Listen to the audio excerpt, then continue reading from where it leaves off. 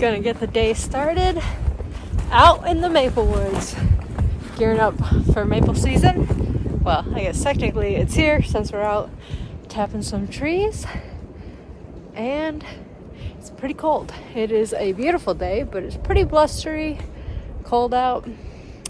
My lips are already frozen, so talking is going to be a bit of a challenge today. And listen to the wind.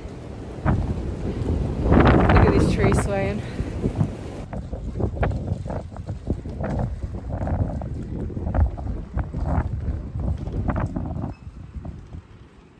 And a lot of people ask, when is the best time to tap a tree? So the syrup season or tapping season usually takes place anywhere from January to March. So in that late winter, early spring months, and it will change based on your elevation and location. So if you're in a higher elevation, chances are it's going to stay colder longer. So you'll be tapping a little later in the season. And also depending on how many taps you have and how much help you have to get those trees tapped, you may start tapping earlier so that way all your trees are tapped when the sap starts running. But to answer that question of when the best time to tap your trees is, it's whatever time is best for you, but you want to look at the weather forecast because the sap is going to run when it's above freezing temperatures during the day and below freezing at night. That is the sweet spot. So if you're just tapping a couple trees in your backyard, you can go out when you look at that forecast and the 10-day forecast and you start seeing it warm up with those freeze thaw cycles, go out, tap your trees when that first day is. But if you have thousands or hundreds of thousands of trees, you may start as early as December. It really just all depends on how many trees you're tapping and how much help you have to tap those trees.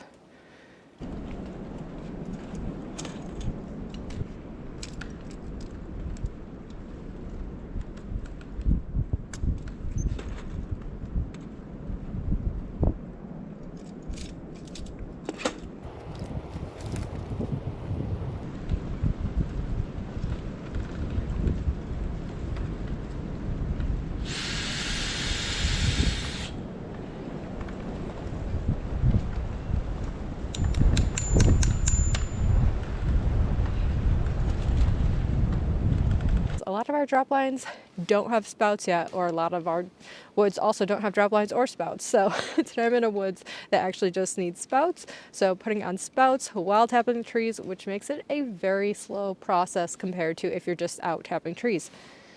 And that is why I'm actually wearing a jacket, so heavier layers than I normally wear, because it is about 16 degrees outside and things are moving a lot slower than they would be if I'm just going and tapping trees.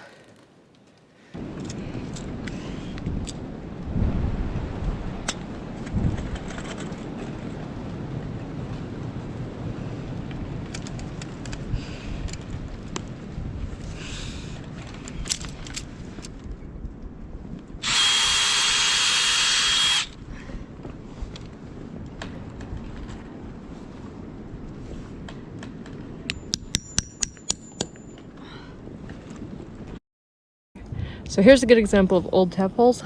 This woods has only been tapped. This will be the third year, so it only has 2 previous holes in the tree. So this tap hole is from last year.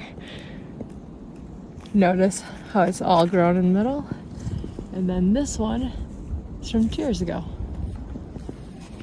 A healthy tree will heal up pretty quickly, and that's why we pull our spouts immediately after the season ends.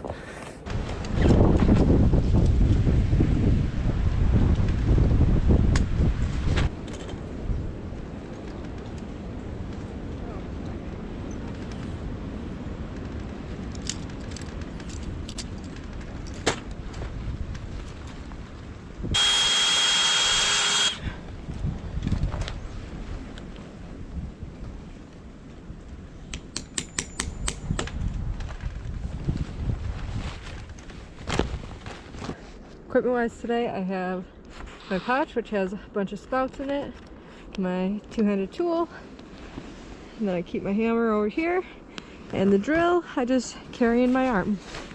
So yeah, those are all my tools for today.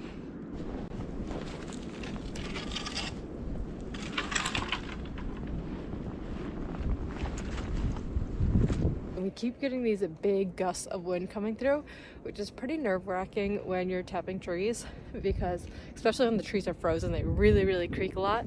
But then you come across trees that look like this.